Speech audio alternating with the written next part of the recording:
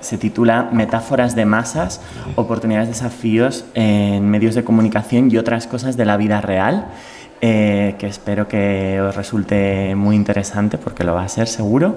Voy a hacer la presentación de las ponentes muy rápida para no extenderme, ya que vamos un poco justos de tiempo. Simplemente tengo aquí a la doctora Inés Olza de la Universidad de Navarra, donde es directora del Multimodal Pragmatics Lab. Y también tenemos aquí a la doctora Paula Pérez Sobrino, que después de una temporada larga en la Universidad de Birmingham, ahora está de vuelta en la Universidad de La Rioja.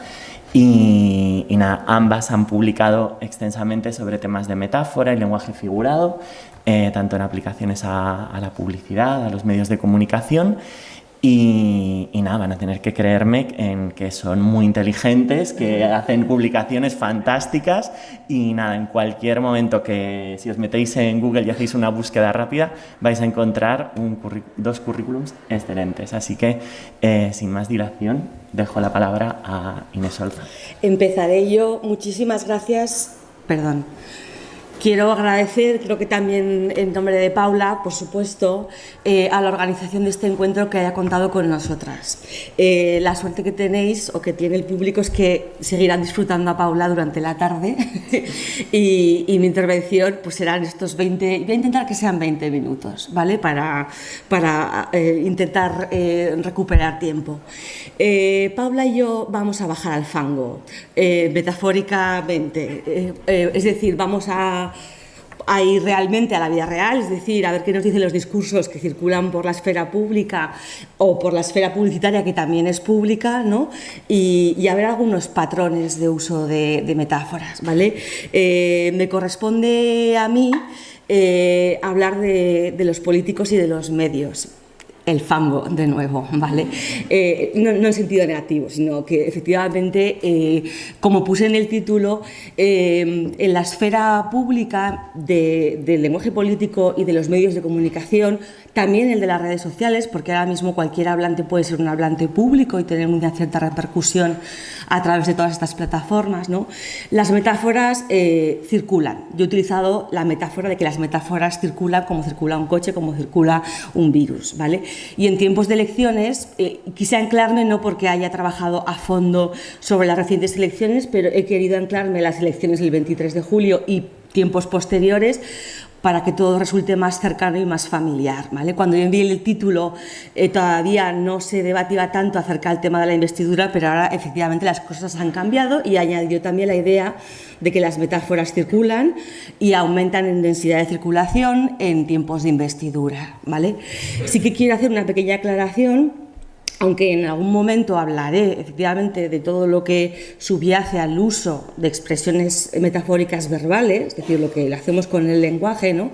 Mi punto o mi anclaje inicial va a ser la detección, ¿no? En ese flujo de circulación de expresiones metafóricas que tenemos muy asentadas. Algunas han aparecido en esta temporada y que creo merecen un comentario, ¿vale? Es decir, cuando yo hable de metáfora ahora, sobre todo me voy a referir a expresiones metafóricas que circulan y que todos reconocemos, todas reconocemos sin ningún problema, para luego ya ir al nivel un poco más profundo de qué supone utilizar esas metáforas, ¿vale?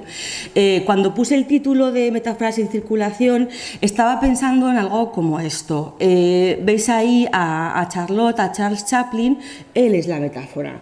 Yo me imagino en la esfera pública, en esas subesferas de políticos, medios, redes sociales, ¿no? Me imagino una serie de engranajes, luego lo explicaré también, ¿vale?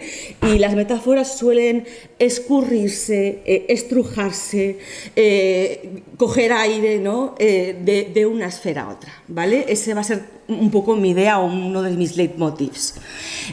También me gustaría que vierais en la esfera pública las metáforas como organismos que nacen a veces en momentos concretos. No siempre, hay metáforas que han estado siempre en el lenguaje político o en el lenguaje de los medios, pero en tiempos de elecciones, de procesos políticos singulares, suelen aparecer algunas y se puede trazar su vida. metafóricamente. Suelen crecer en uso, se suelen reproducir, ya lo veremos, y a veces esas metáforas mueren, ¿vale? Yo no me voy a centrar en el muere porque estamos todavía en época postelectoral y también de investiduras, ¿vale? Me centraré, ¿vale? Con dos grandes ejemplos en estos dos principios o en estas dos ideas que regulan, creo yo, el uso de metáforas en la esfera pública, ¿vale? Pensemos, como siempre digo, en el lenguaje político, periodístico, el lenguaje, por ejemplo, de las redes, ¿no? Y en cómo dialogan entre sí, ¿vale? La idea de que las metáforas en estas esferas, ¿no? Tienen ciclos vitales, nacen, mueren, reproducen, ¿no? Crecen, reproducen y mueren, ¿no? Tiene que ver con que efectivamente esas metáforas están llamadas a conceptualizar procesos políticos, culturales, sociales, sobre los que todos hablamos, ¿vale? De modo y manera que cuando a veces se inician ciertos procesos o ciertos procesos políticos adquieren ciertas características, hay ciertos tipos de metáforas que tienden a emerger, ¿vale? Esa es la idea. Lo que vamos a ver ahora son algunos ejemplos de metáforas aplicadas a las elecciones del 23J y a las negociaciones, pero por ejemplo se ha hablado también de un proceso sociopolítico, cultural y sanitario como fue la pandemia, ¿no? Que al surgir trajo también consigo, de manera natural, el surgimiento, la resurrección o la consolidación de ciertos tipos de metáforas, ¿vale? Entonces, en eso hemos estado algunas desde hace tiempo, ¿vale? A mí, personalmente, lo que más me interesa, además de ver el ciclo vital de estas metáforas, ¿vale? Es la transferencia que se da entre unos dominios y otros de la esfera pública o del discurso público, ¿vale? Ya lo iremos viendo con algunos ejemplos. De nuevo, como digo, estoy pensando en diferentes subesferas, ¿no? Que pueden ir de lo político, institucional, a los medios, de ahí a las redes sociales, o a la inversa, de redes a medios y a políticos, o en diferentes orden, pues los medios propongan una metáfora, los políticos se hagan eco y por tanto los ciudadanos también lo hagan, ¿no? De una manera libre. Entonces, desde el punto de vista, ¿no? De cómo se delibera o cómo se presentan sucesos, procesos complejos en la esfera pública, como por ejemplo una elección o unas elecciones tan controvertidas como las del 23J, ¿no? Interesa mucho ver cuáles son los patrones, caminos por los que transitan las metáforas, ¿vale? De hecho, ahí es donde podemos ver las relaciones interesantes de poder e ideología entre los diferentes hablantes públicos. Todos sabemos que los medios se alinean con determinados partidos o bloques políticos, ¿vale? O no, y ni qué decir los ciudadanos, ¿no? E incluso en los tiempos o los momentos en los que se intenta ser en principio más neutral siempre hay una cierta tendencia, ¿no? Entonces, la circulación de metáforas a veces suele ser muy reveladora de las afinidades ideológicas entre los diferentes hablantes públicos, ¿vale? Y además entre ellos se dan juegos de enunciación muy interesantes. Cuando hablo de juego de enunciación, sobre todo me referiré a ejemplos de lenguaje escrito, ¿vale? Ya vamos a ver algunos procedimientos de cita que se pueden reproducir en el lenguaje oral también, ¿no? Con utilizar comillas, ya lo vamos a ver con ejemplos, ¿vale? Esto, de nuevo, interesa desde tiempo antiguo, no solo en relación con la metáfora, es decir, cualquier modo de expresión, denominación de un suceso político novedoso, un tecnicismo que termina generalizándose, por ejemplo, en la economía hay tecnicismos, ¿no? Cuellos de botella, recesión, que han generalizado, ¿no? En el lenguaje común. Cualquier denominación es susceptible de entrar en estos juegos de enunciación en la esfera pública, ¿vale? Si tuviera, ¿no?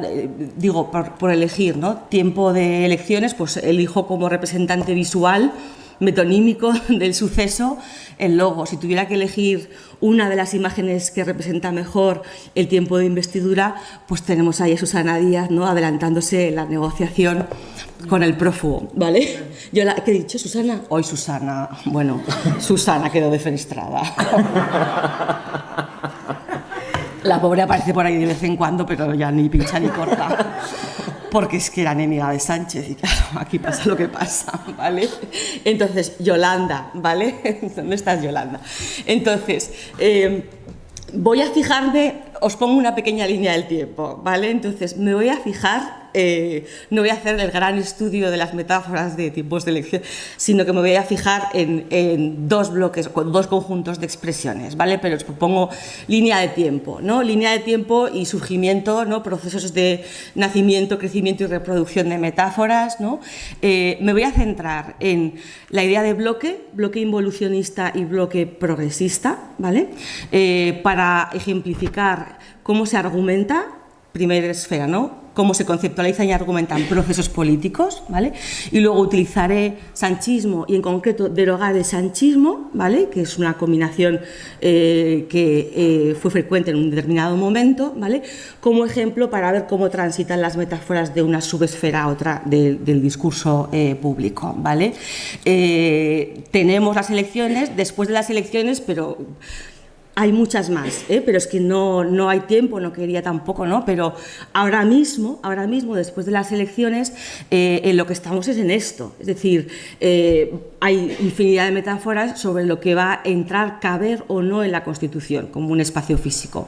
También a la Constitución se prevé, la van a retorcer, la van a estrujar, la van a destrozar, la van a estirar, ¿vale? Entonces, vamos a ver muchas cosas que figuradamente se van a hacer con la Constitución, en principio, o por lo menos se está anticipando, ¿vale? Del mismo modo que también ya empiezan a surgir críticas sobre futuras medidas y cómo se van a llamar, ¿no? Estirarán la Constitución llamando a esa medida posiblemente alivio penal, ¿vale?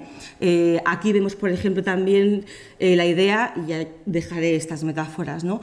La idea de que la metáfora, en ese poder que tiene, conceptualizador ¿no? y de argumentación, suele servir muy bien a intereses eufemísticos, ¿no? Entonces, parece que la idea de alivio penal, hay algunos periodistas que han advertido de que se va a empezar a utilizar con fines eufemísticos, ¿vale? Como alivio fiscal, es decir, parece que hay un apretar excesivo y, por tanto, es aconsejable, como todo, aliviar, ¿no? Ese sufrimiento o esa fuerza física o esa enfermedad, ¿vale? No me voy a centrar en esto, pero fijémonos en que en realidad todas estas metáforas son puros contrafácticos, porque lo único que tenemos seguro a día de hoy es que estos 2 días, ¿vale? Feijóo va a querer ser investido, todos anticipamos que no, pero todo es especulación. Pero ahora mismo en el discurso público ya se han asentado una serie de metáforas sobre hechos que no han tenido lugar, ¿vale? Las metáforas dan carta de naturaleza al diálogo, al debate sobre lo que en principio va a suceder, ¿vale? Entonces, cuando suceda, volverá a haber una deliberación sobre cómo se llama a eso que sucede, y es muy probable que la deliberación sea en términos figurativos y en términos metafóricos, ¿vale? Como digo, esta mini línea del tiempo lo que nos muestra es esto, es decir, que surgen, la idea de bloque involucionista no la encontramos en 2022, ¿vale? Y ahora vamos a ver, o la idea de alivio penal, no había escalado todavía, ¿no? Podía encontrarse en algún momento aislado, ¿no? Todo lo que se puede hacer con la Constitución van a ser metáforas que van a empezar a surgir ahora, ¿vale? Podrían existir, son perfectamente transparentes, pero el discurso público se va a poblar de todas ellas. Por tanto, los ciclos vitales de las metáforas los vemos, ¿vale? Se ha hablado mucho del poder conceptualizador que tiene la metáfora. La metáfora es una herramienta muy poderosa y precisamente porque enfoca ciertos aspectos, oculta a otros o porque nos ayuda a entender procesos complejos en términos más concretos, evidentemente en el espacio público, en el que el lenguaje es una pura estrategia, ¿no? Adquiere una carga argumentativa importante, ¿vale? Es decir, optar por una determinada metáfora supone a veces asumir ciertos principios, presuposiciones, principios argumentativos que tienen su base precisamente en aquello que cognitivamente subraya la metáfora, ¿vale? O aquello que elegimos o que se elige, ¿no? Poner en el foco a la hora, por ejemplo, de hablar de las elecciones, ¿vale? Laura Suárez utilizó también el iceberg y yo no te lo he copiado, ¿vale? Laura era...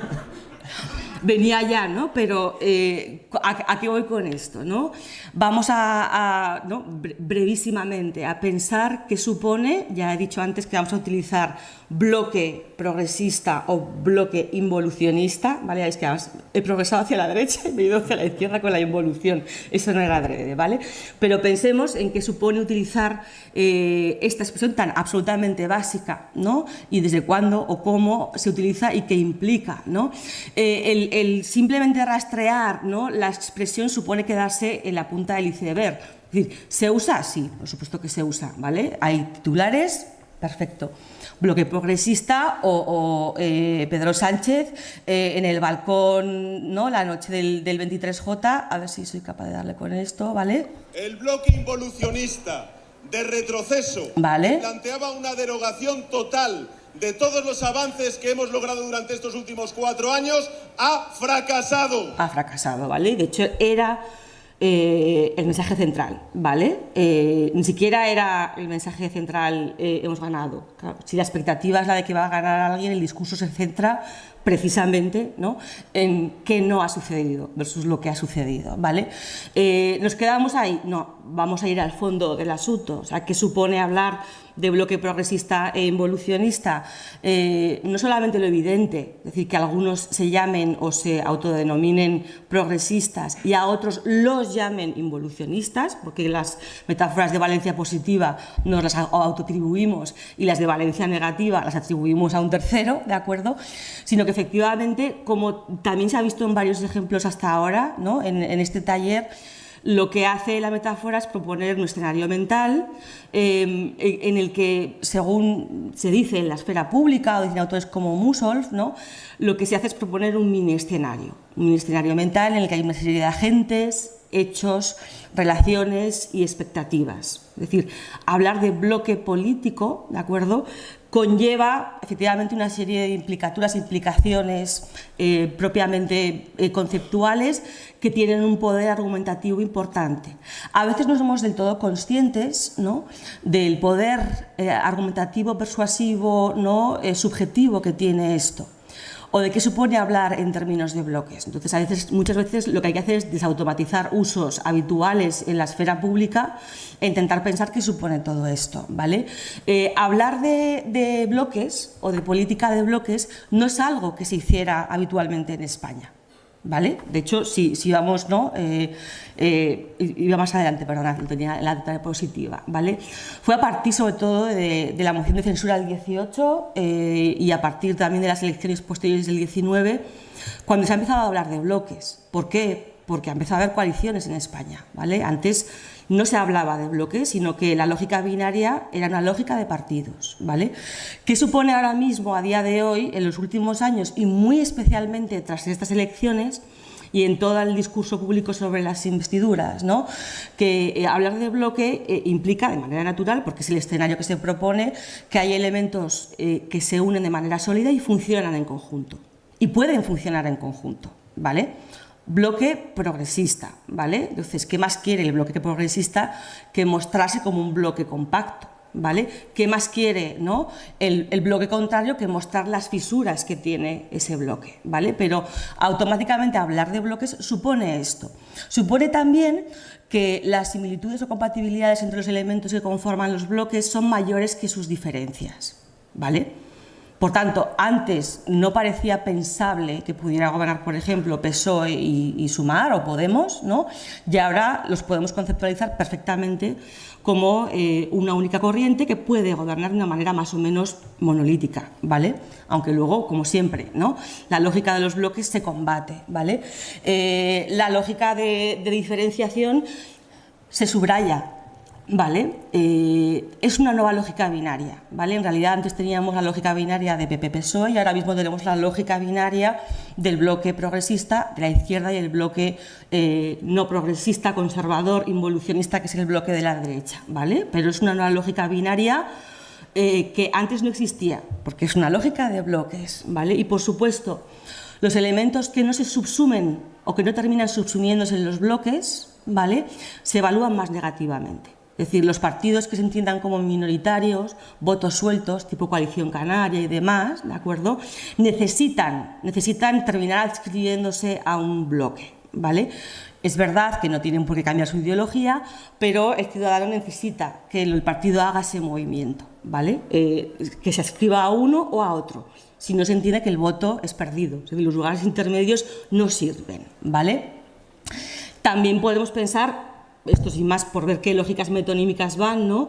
Los bloques se denominan de otras muchas maneras. Yo he elegido progresista involucionista, ¿vale? Ya hemos visto que la carga evaluativa es opuesta y que además el uso se atribuye de manera cruzada, ¿vale?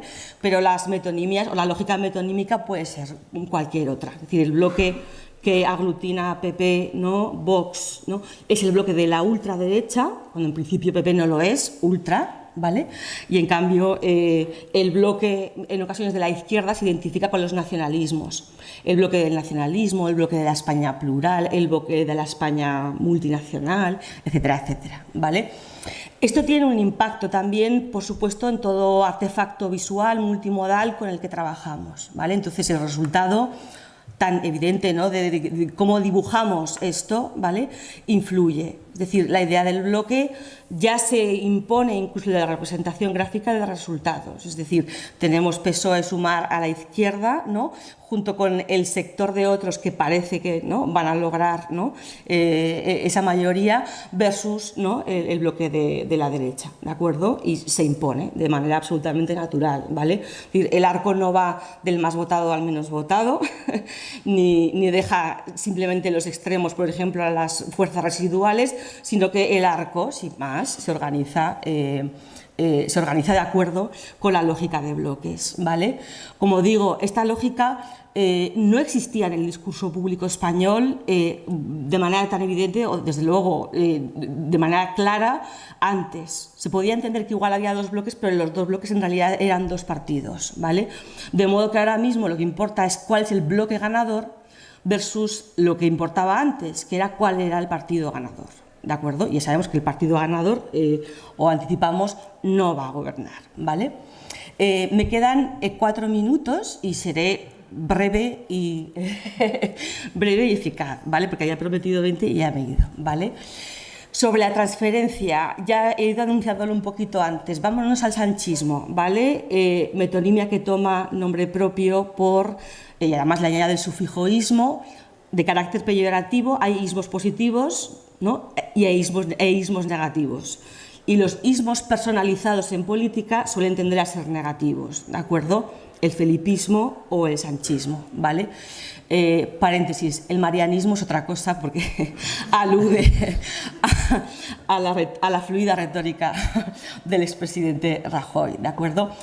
El propio sanchismo, como término, ¿de acuerdo?, como sustantivo metonímico, ha tenido su vida, ¿vale? No nació antes de ayer, sino que efectivamente, conforme Sánchez se ha consolidado como líder, esperado o inesperado, ¿no?, ha ido surgiendo, pero evidentemente hay un pico enorme en torno a las elecciones de julio, ¿vale? ¿Por qué? Porque alguien propuso jugar mucho con el sanchismo, digo jugar o utilizar mucho verbo, mucho sustantivo, mucho adjetivo en torno al sanchismo en momentos previos, ¿vale?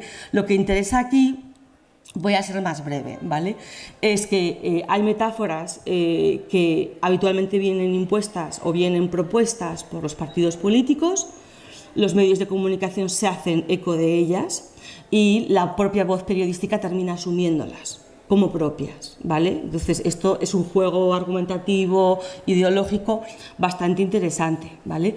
La idea de que los medios son los que sientan la agenda, es decir, de qué se habla en la esfera pública, podría ser cierta en los años 70.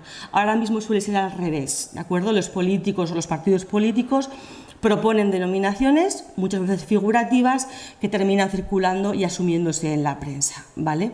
De hecho, hay teorías interesantísimas sobre cómo las fuerzas políticas emiten textos o producen discursos que son candidatos a ser citables, es decir, están pensados para ser citados por la prensa, ¿vale? Es decir, vamos a colocar una metáfora en un lugar destacado porque lo más probable es que esa metáfora termine escalando a un titular periodístico, ¿vale?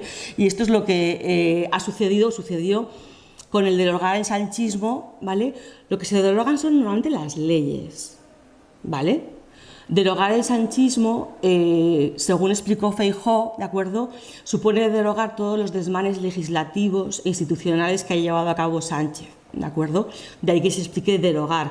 Creo que también querían hacer un eco a derrocar, ¿de acuerdo?, al gobierno, ¿vale?, o derrocar a esa fuerza personalista, ¿vale? Pero efectivamente, no me voy a entretener más, el derogar el sanchismo es una combinación concreta que surge en un momento concreto, ¿vale? Antes lo que surgía, por ejemplo, en 2021-22 en torno al sanchismo, eran sobre todo cosas que el sanchismo hacía, y a partir de 2023, conforme ya se acercaban las elecciones autonómicas, el PP empezó a proponer cosas que hay que hacer con el sanchismo, es decir, con el sanchismo como objeto, ¿vale? Tenía más ejemplos. Lo que se ve es que, primera aparición que he encontrado en MyNews, una base de datos de toda la prensa española, ¿vale? La primera vez que encuentro en titular derogar el sanchismo, ya me lo encuentro, ¿de acuerdo?, subsumido en la voz periodística de un artículo de ABC. Sí que es verdad que dice, Feijóo propone o se propone derogar. Se puede interpretar que hay ahí una cierta cita, un cierto eco a un discurso. Pero fijaos en que ni siquiera hay comillas, ¿de acuerdo? Eso es lo primero que me encuentro. Lo que yo esperaba encontrar primero, ¿de acuerdo?, era, por ejemplo, lo que aparece aquí al final en La Voz de Galicia. Derogar el sanchismo como cita de palabras ajenas, ¿de acuerdo? A veces los periodistas se lían un poco, ¿no? El segundo ejemplo, derogar el sanchismo, y lo que ponen entre comillas es sanchismo, y en realidad tendrían que poner entre comillas las dos cosas, ¿vale?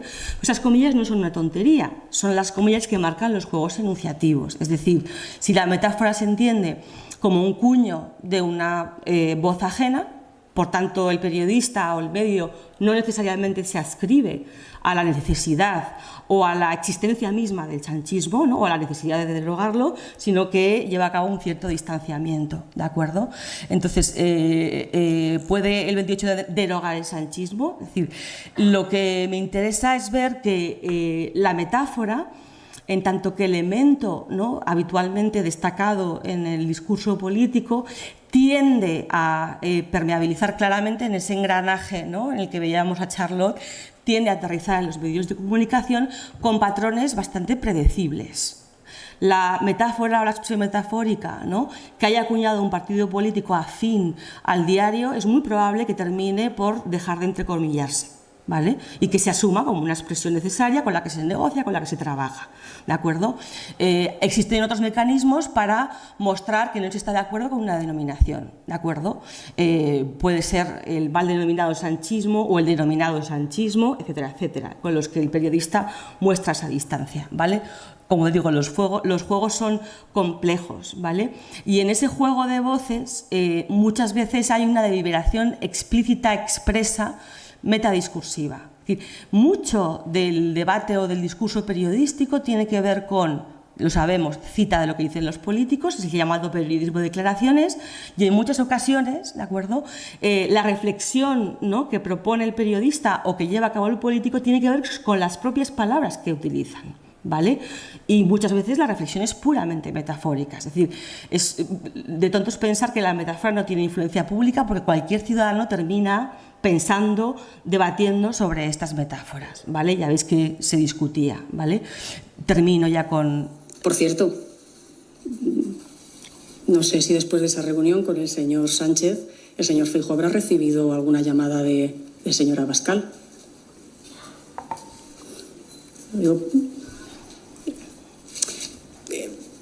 Es que me van a permitir, ¿no? Pero es que hemos pasado de querer derogar el sanchismo a rogar al sanchismo. Vale, entonces, Pilar Alegría feliz de la vida, con mucha alegría, subvirtiendo la propuesta discursiva, metafórica del Partido Popular, ¿vale? En el momento en el que Feijóo pidió hablar con Sánchez, bueno, pues la comparecencia fue esta, ¿vale? Siento haber ido un poquito rápido al final. El enlace natural con la exposición de Paula Pérez Sobrino sobre publicidad son, por ejemplo, estas palabras clave, ¿no?, que han ido apareciendo, ¿no? La idea de uso estratégico, creatividad, me he referido, aunque no he puesto muchos ejemplos, ¿no? Todo lo que se puede hacer con el sanchismo o todo lo que el sanchismo hace, es decir, todo el conjunto de verbos que terminan colocándose con sanchismo, ¿no? La importancia de los efectos contextuales, ¿no? Quién interpreta qué, con qué ideología, la respuesta del receptor en este sentido, cómo se argumenta, cómo se persuade, todo esto también se transfiere, por supuesto, a la esfera de la publicidad, ¿vale? Os dejo con Paula Pérez Sobrino, que estoy segura de que os va, haciendo cita a Isabel Pantoja de ayer, os va a enamorar el alma con su presentación, ¿vale?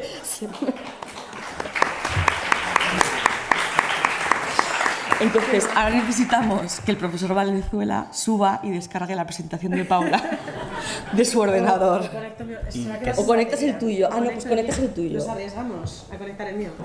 No sé qué opinan los... No, vamos a intentar conectar el de Paula, que iba bien. Vamos a intentarlo, porque te vas a quedar sin batería. Entonces, ¿cómo lo quieres? Espera, a ver, simplemente lo conecto aquí a ver si suena. ¿Y qué batería tienes? Yo tengo suficiente. ¿Tienes una? Porque tengo el Maxi este Bueno, ¿tienes esto de aquí? Me arriesgo. Esto... A ver, ¿Tienes poca espera. batería? No, a ti. Ah, vale, a mí. Toma, Vale, mira. sí, yo sí tengo batería, efectivamente, tengo por ahí... A ver, espera, no te vayas, no vayas. Vale, ¿Lo has cogido? no te vayas de aquí. Igual es la primera vez que funciona la primera. Me tengo que mudar aquí. Asistente. Ah, es que esto no lo suele... a ver.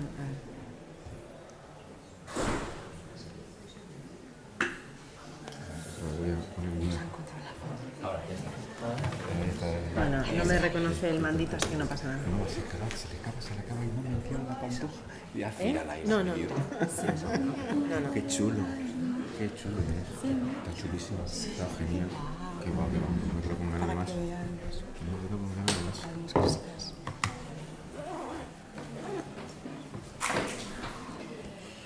¿Esto se enchufa en algún lado? Si quieres... Ah, mira, sí le funciona. Vale. Sí. Esto, Bueno. ¿Esto es tuyo?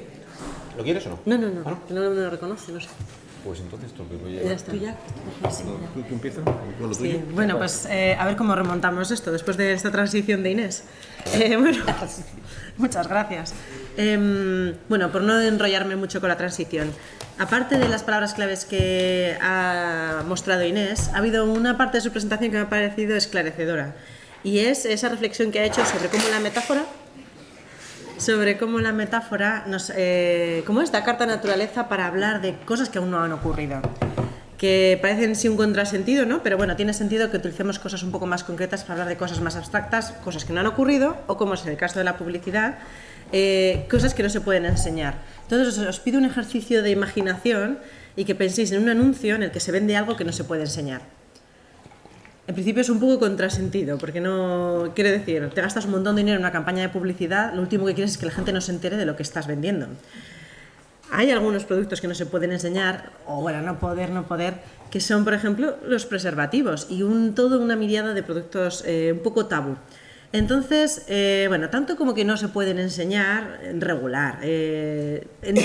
Os voy a hablar en concreto de un estudio que he hecho en el que no se mostraban de forma explícita 4 de 10 más o menos, o sea que digamos que bueno, se veían bastantes condones al final, pero bueno, es interesante fijarse, o sea, más allá del punto folclórico que tiene este estudio, es bastante interesante explorar este tipo de anuncios para ver qué mecanismos tienen los diseñadores de las campañas para no solo hablar de estos productos, sino bueno, pues eso, crear una imagen positiva y convincente de los atributos que tienen. Entonces, es por ello que elegí bueno, pues este tema.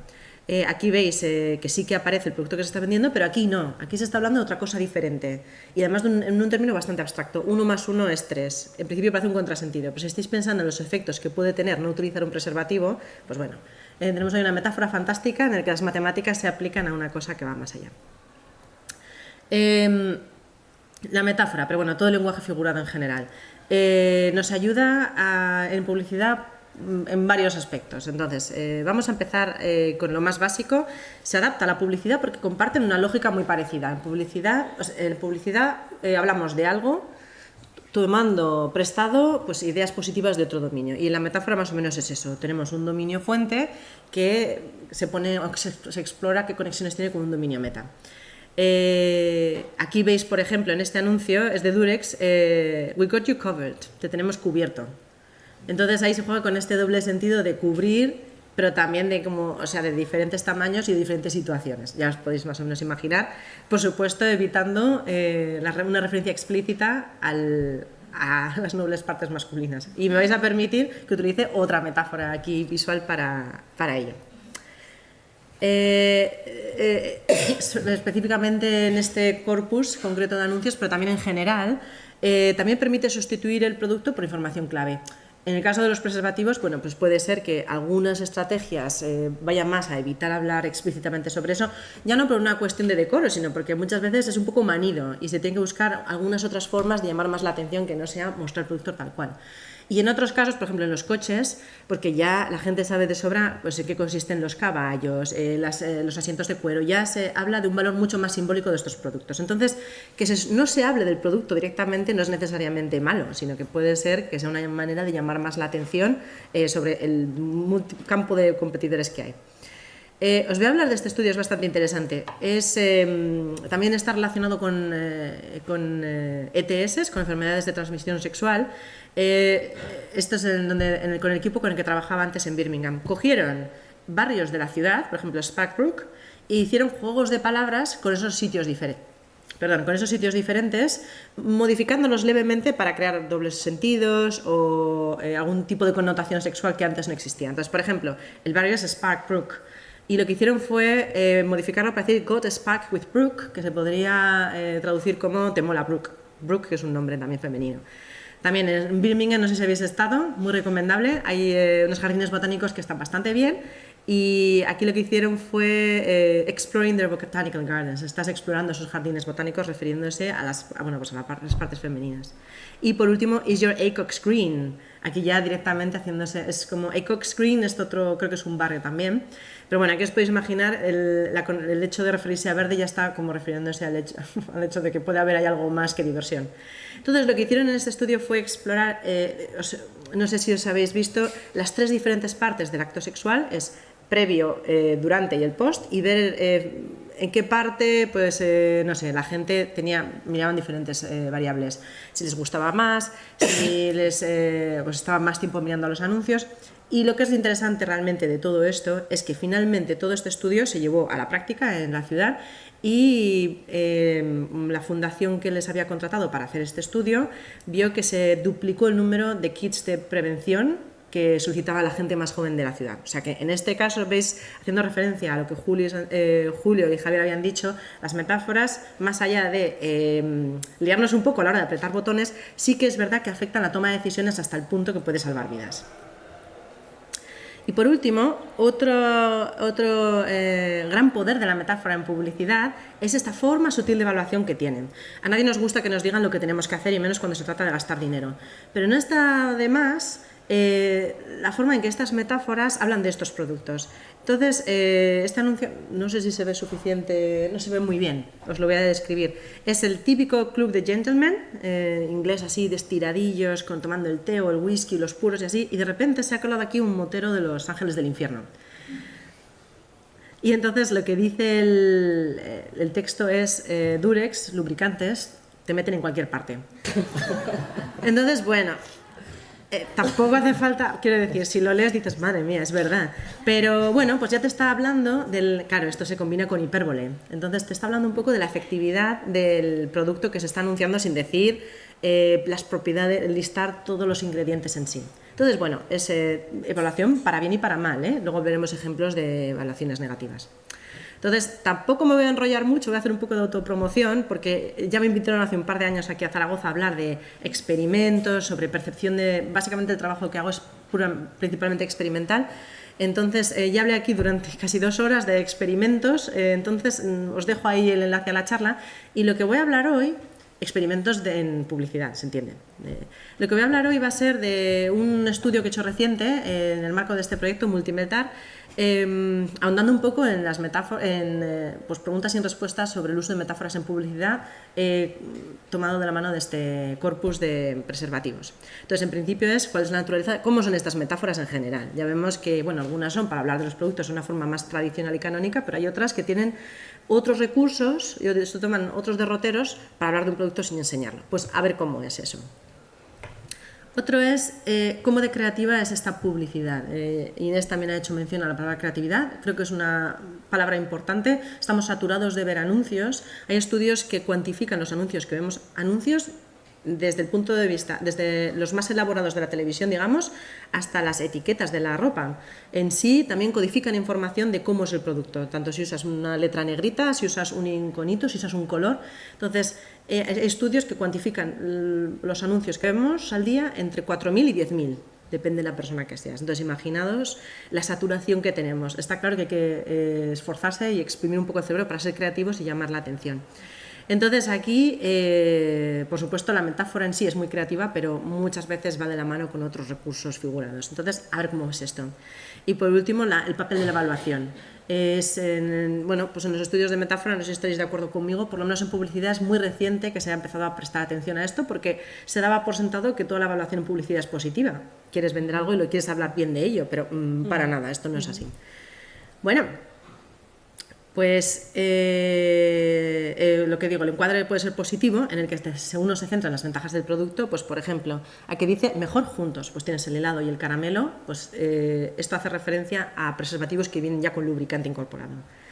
O el encuadre puede ser negativo, y en el que se centra en los riesgos y los problemas que ayuda a evitar. Aquí se traduce como, bueno, ¿quieres una monstruosa o quieres una que es un monstruo? Se entiende, ¿no? No hace falta, que se está grabando. Bueno, y lo que es importante de la evaluación negativa, más allá de las risas, es si se mitiga con el humor.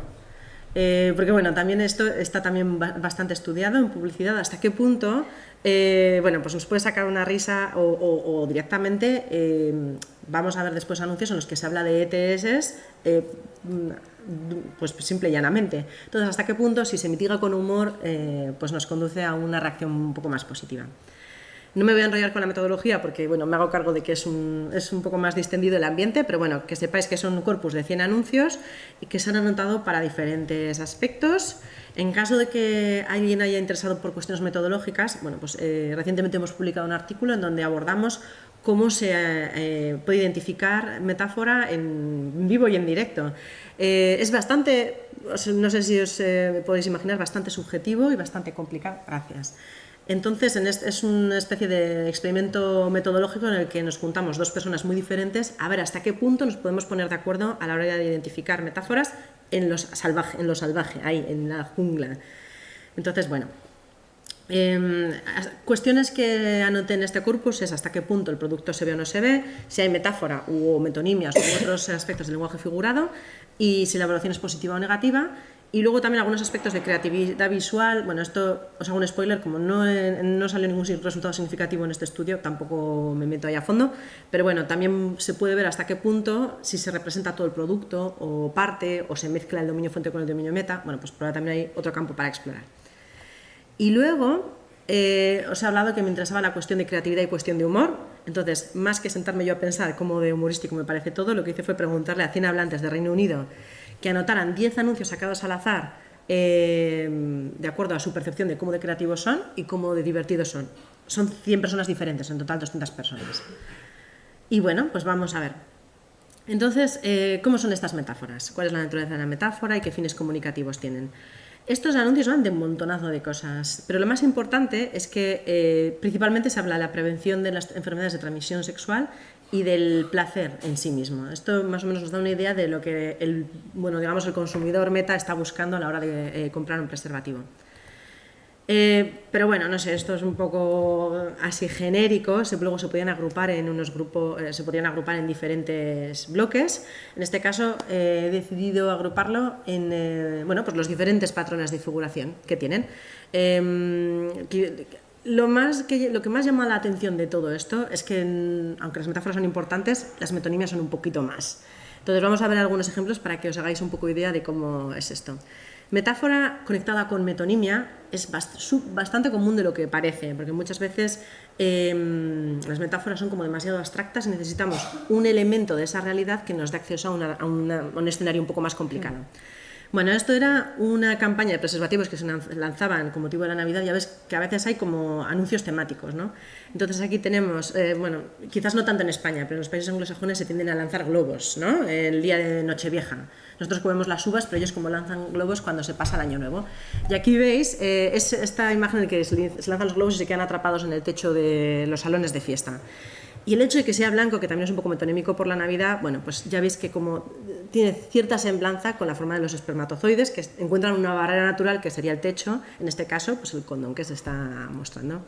Ahí veis como tenemos una metáfora que es la del techo, o la de la barrera, un poco más genérico, y luego también el globito por el Año Nuevo, haciendo referencia a la temporalidad o la estacionalidad de esta campaña. Anuncios que contienen metáforas, solo, sin interacción con nadie. Tenemos aquí mítica metáfora, una relación sexual es un viaje, pero mirada desde otro punto, desde el punto de vista del clímax, del placer en sí mismo. Y aquí veis en el cartel de llegadas que William ha llegado a tiempo, pero que Jennifer ha cancelado. Entonces, bueno, ahí eso también nos está... Bueno. Y por último, metonimia, como os digo, es bastante más común en este corpus encontrar metonimias porque en muchos casos se está hablando de las consecuencias que quieres evitar o de los atributos que se quieren destacar.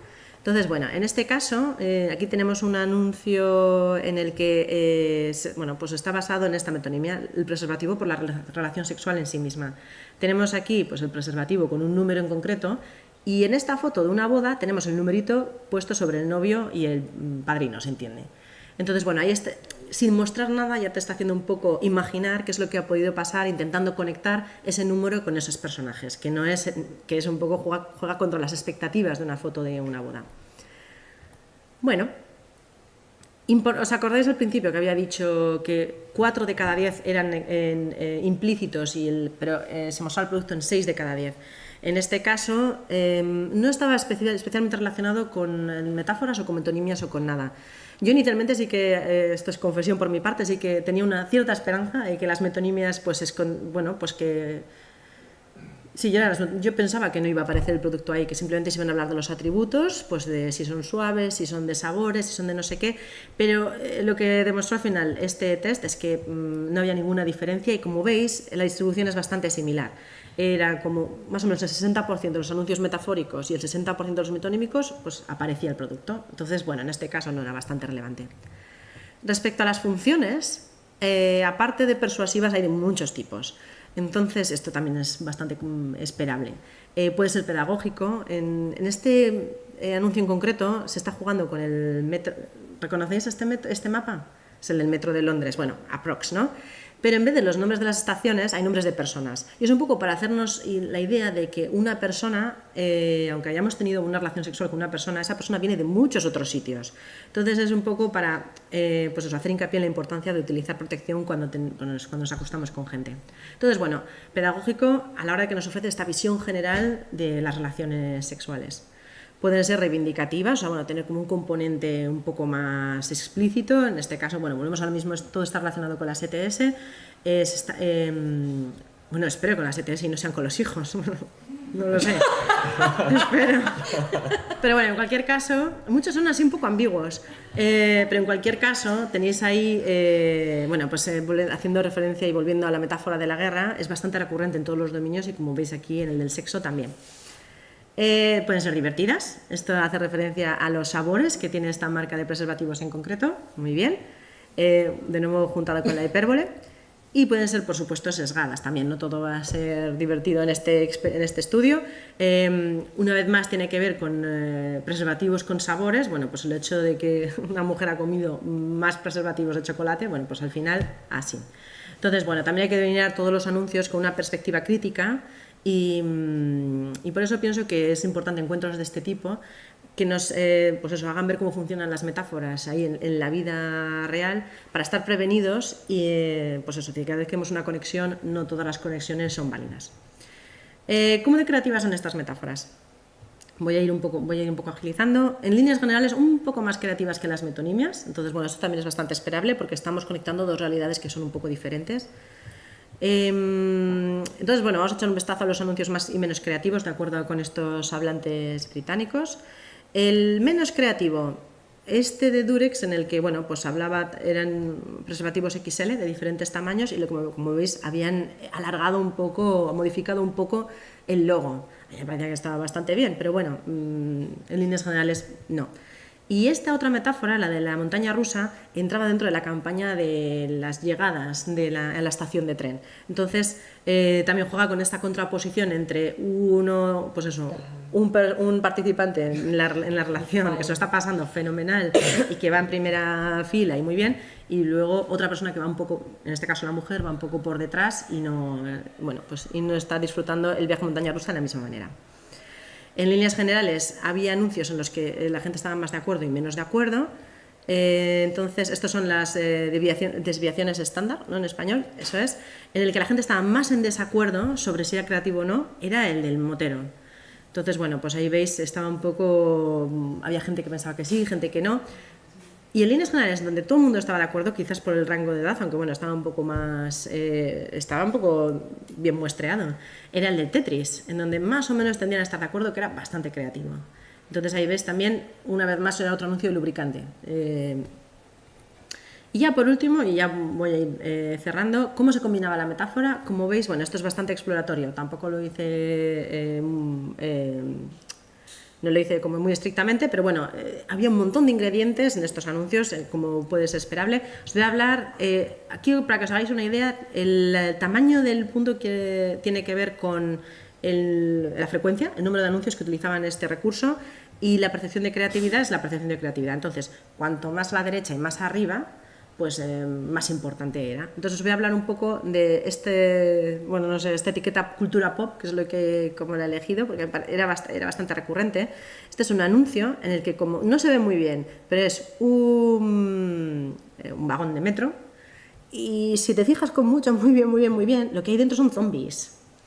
Entonces, bueno, está haciendo un poco referencia a todas estas series de zombies como The Walking Dead y películas y así, y no más haciendo referencia a todas las potenciales ETS que se pueden, pues coger con el sexo sin protección. Entonces, ¿hay otras fuentes de creatividad aparte de estas combinaciones con otros tipos de figuración? Pues en realidad no, daba un poco igual cómo estaba representado y daba un poco igual si el anuncio era explícito o no. Entonces, lo que era relevante de verdad era el tipo de mensaje figurado que se estaba lanzando. Y ya por último, la evaluación. No había ningún tipo de probabilidad de que la metáfora fuera más positiva que la metonimia o viceversa. En líneas generales, los anuncios tendían a ser bastante positivos, como es esperable, y si había algún anuncio con que hacía una evaluación negativa, pues estaba perfectamente distribuido en estas categorías.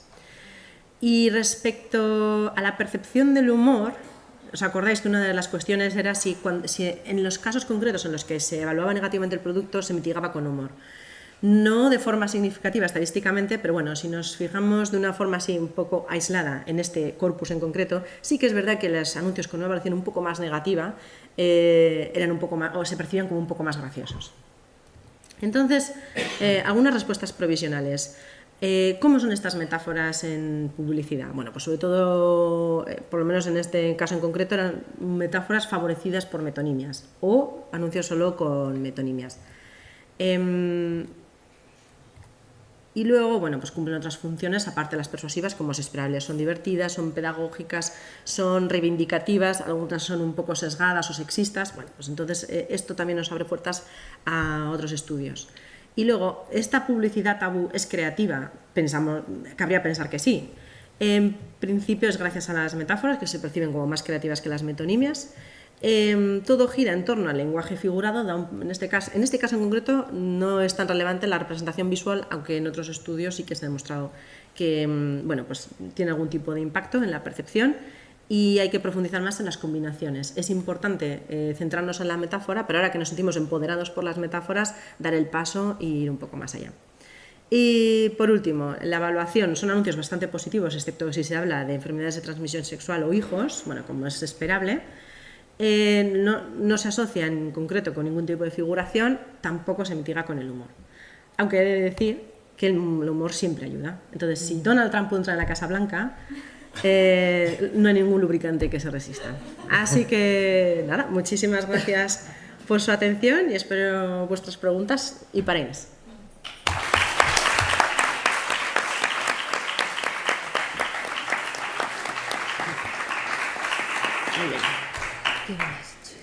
Bueno, pues muchas gracias, Paula e Inés, por estas charlas tan interesantes y tan amenas también. Vamos a ver, tenemos tiempo para un par de preguntas.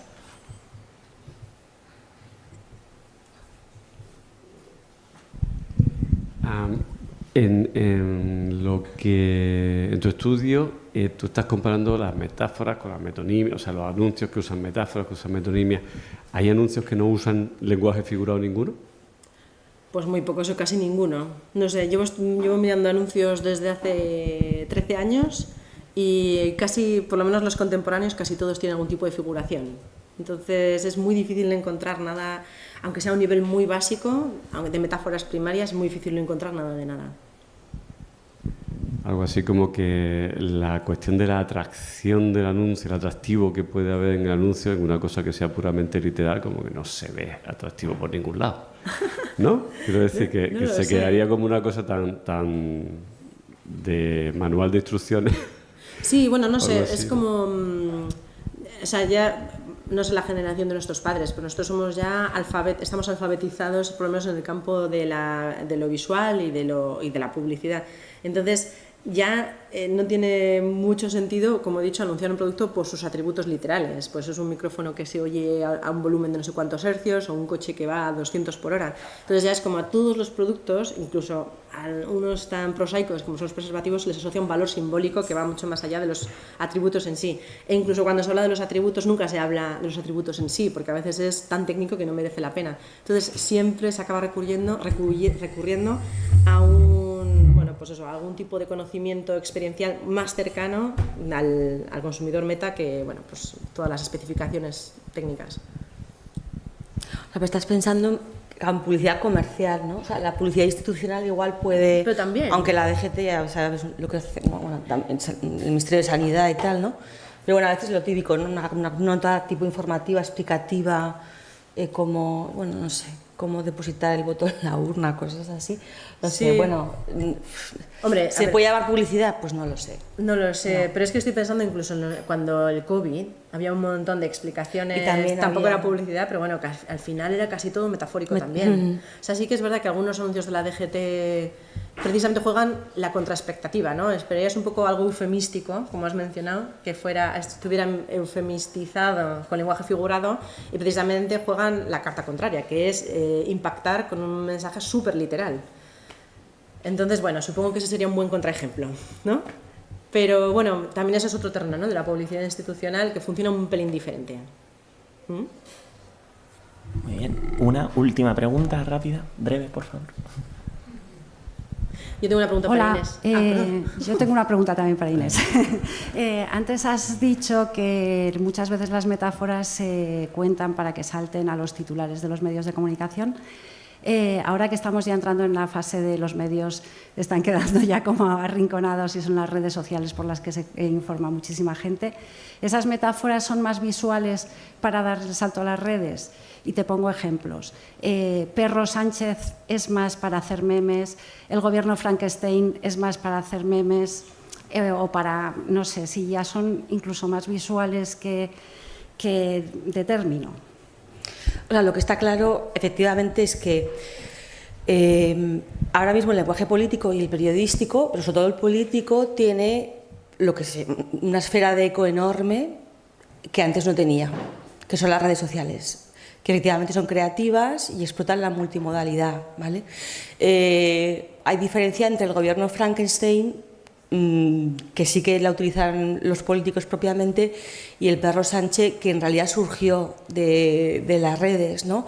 Son caminos preciosos, sobre todo ver efectivamente denominaciones, ¿no? O memes que terminan teniendo eco en los medios e incluso en el propio Congreso de los Diputados. Sería el caso de perro Sánchez, ¿vale? El caso de Frankenstein, puede que intenten activar o la idea de que esa metáfora luego tenga una repercusión en los medios sociales, pero creo que suele ser más bien al revés, es decir, hay en los medios o las redes sociales cosas que terminan escalando a la esfera pública, al lenguaje serio, por así decir, ¿vale? Pero ahora mismo el caso de Pedro Sánchez, pues fue una de las bazas, de hecho, como la semana última, es que Sánchez hizo una campaña olímpica para mí, y en la última semana él mismo se rió, se apropió de la metáfora despectiva, se rió y la utilizó también en la entrevista. Entonces, eso que en realidad había surgido de la cultura popular terminó escalando de manera explícita, ¿no?, subvirtiendo supuestamente el carácter peyorativo, porque Pedro Sánchez se llamó a sí mismo o habló de esto, y luego además su mujer, las mujeres llevaron unas chapas en uno de los últimos mítines. Su mujer Begoña llevó una chapa que era Perra Sánchez, ¿vale? Entonces es un caso en el que lo que surge en los medios de redes sociales, multimodal, creativo, termina escalando. Entonces, fijaos el nivel de deliberación pública sobre lo que es legítimo o no decir. Y para mí, una de las claves de éxito, entre otras cosas, de la última semana de campaña fue el adoptar el Perro Sánchez como propio, abrazarlo y asumirlo.